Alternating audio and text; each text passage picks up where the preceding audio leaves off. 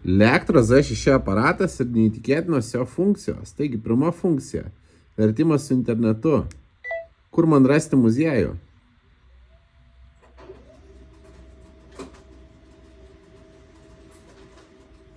Where can I find the museum? Pasirenkat vieną kalbą ir kitą. Ir spaudžiate, pavyzdžiui, jeigu lietuvių kalba šitą mygtuką, kad išverstų į kitą kalbą, pavyzdžiui, anglų. O jeigu anglų kalbą jau spaudžiate kitą mygtuką ir išverčia atgal į lietuvių. The museum is over here.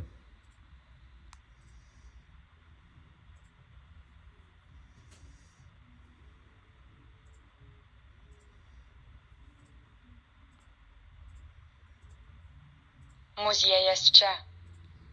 Taigi, kita funkcija yra vertimas be interneto. Pasirenka dvi kalbų poras, bet jau čia nėra lietuvių kalbos, o yra tik tais populiariausios kalbos. Pavyzdžiui, pasirenkam iš anglų į rusų, tarkim, ar ne? Anglų į rusų.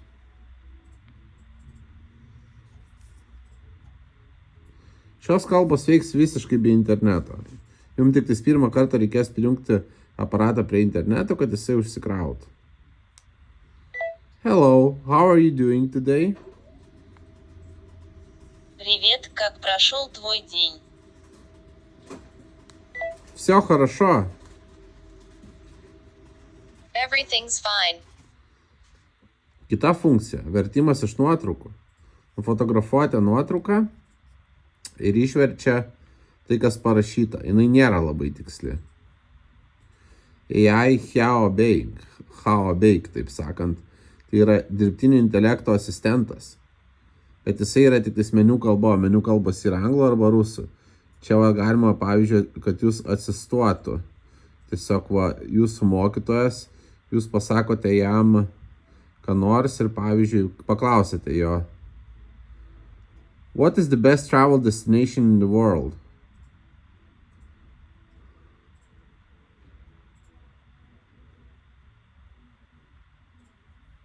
Aš jo paklausiu, kokios yra geriausios vietos pasaulyje keliauti. Ir jisai man pateikė tokį išsamų atsakymą. Yra kaip dirbtinio intelekto chatas pokalbių kambarys. Ir jisai jums pagelbės visais klausimais. O galite klausti bet ko. Toliau, kitos funkcijos yra Group Translation. Šita funkcija, jeigu kitas žmogus turi taip pat šį vertimo aparatą. Bet, jinai nėra labai stipri. Smart Recording. Šita labai gera funkcija. Pavyzdžiui, jeigu jūs klausote seminaro ir jums viską išverčia, viską išverčia raštu, ką pasako dėstytojas. Ir galite jūs viską įsirašyti ir po to jūs galite tiesiog klausyti namuose.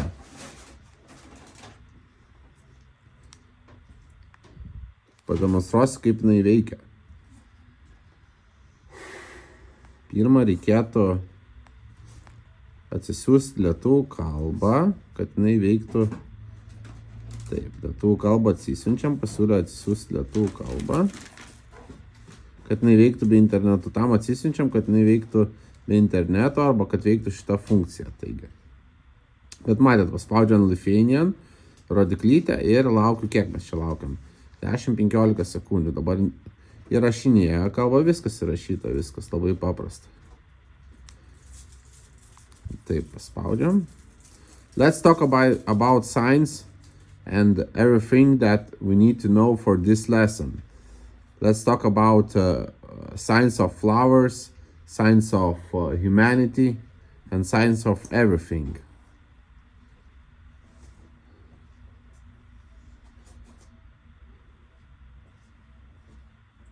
Va, išvertė ir galiu išsisaugoti ir taip pat galėsiu įsikelti šitą, ką įsisaugau į kompiuterį.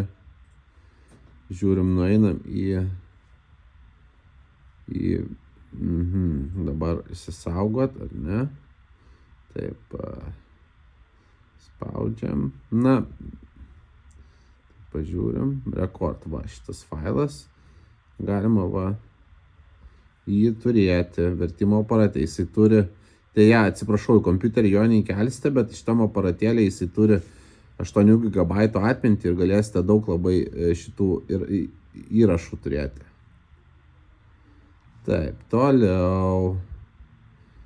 Real-time translation ir phone translation. Šitos funkcijos nėra gerai išvystytos. Tai aš jų nerodysiu, nes jos nėra, kad labai gerai veiktų. Po to input translation, tai yra funkcija, kaip jūs verčiate tekstu. Pavyzdžiui, pasirenkat 2 kalbų poras.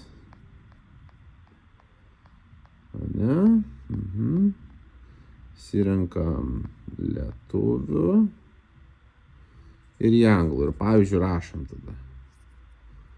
Labas parašysiu.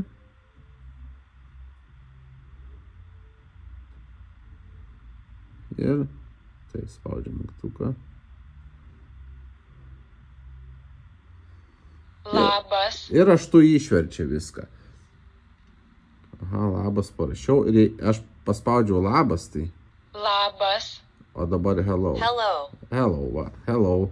Netgi garsu gali ir raštu pasakyti. Bet ši funkcija veikia raštu vertimas be interneto. Tik jau lietuviškai nepasakys be interneto garsu. Taigi. Po to yra kalbų mokinimasis, labai faina funkcija. Kaip tik viena klientė, garbaus amžiaus moteris atėjo ir sako, aš noriu išmokti kalbų. Ir aš jai parodžiau šitą funkciją ir jinai labai apsidžiaugia, kad mūsų aparate yra štai šitą funkciją. Taigi pasirenkam lietuvių kalbą. Pavyzdžiui, norime išmokti anglų. Tada spaudžiam mygtuką, pavyzdžiui, tarkim, automobilis. Car. Va, dabar išvertė, kad automobilis yra car. Ir jeigu norime tarimą išgirsti, kaip tariasi, Car. spaudžiate ir išgirstate tarimą. Car. Va, dabar pavyzdžiui, paimkim kokį įmantresnį sakinį. Kur yra pilis? Where is the castle? Tai va, ir taip mokomės Where is kalbų. the castle? Ir viską, ką įsirašinėsite, jeigu neišvalysite duomenų, viskas bus įsaugota ir galėsite daug kartų klausytis ir girdėti, kaip skamba tai užsienio kalba. Toliau. World clock. Tai čia yra laikrodis. Pasirenkat laiką, pavyzdžiui, jeigu keliaujate ir esate kitur, galite nusistatyti laiką kitą laiko zoną. Exchange rate conversion. Čia yra valiutos kursai. Koks yra tarptautinio banko valiutos kursas. Ir taip galite konvertuoti, pavyzdžiui, dolerius į eurus. Ir visas valiutas. Taip žinosite, kiek yra verta valiuta šalies, kurioje esate.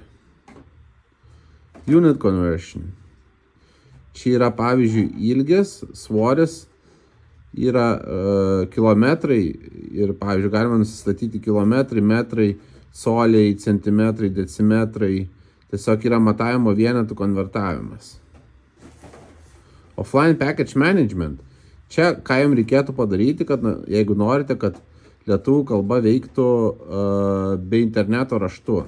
Reikia atsisiųsti lietuvių kalbą ir jeigu kažkokia kita kalba raštu neveikia be interneto, galite atsisiųsti ją su šia funkcija. Ir yra nustatymai.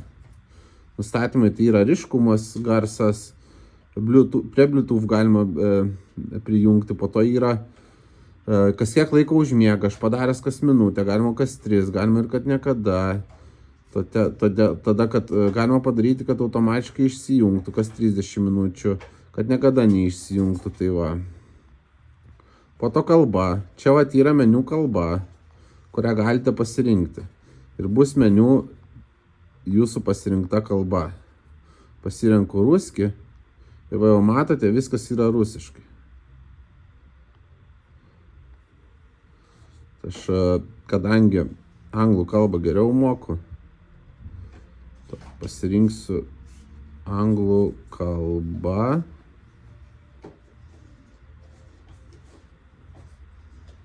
Taigi.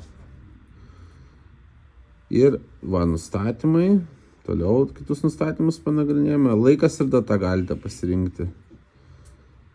Čia tiesiog yra modulis, automatinis arba sistemos. Čia jau nereikėtų labai kreipdėmesio. Čia yra atmintis, va, kiek dar laisvos, 6 GB iš 8.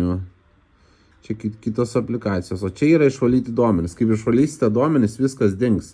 Bet kartais, jeigu būna, pavyzdžiui, kad aparatas neveikia ir stringa, tai jums geriausia išvalyti duomenys ir taip šis aparatas tuomet vėl pradės iš naujo savo darbą, įsivalys operacinė sistema. Taigi, ačiū jums labai už dėmesį ir linkime nuostabios likusios dienos.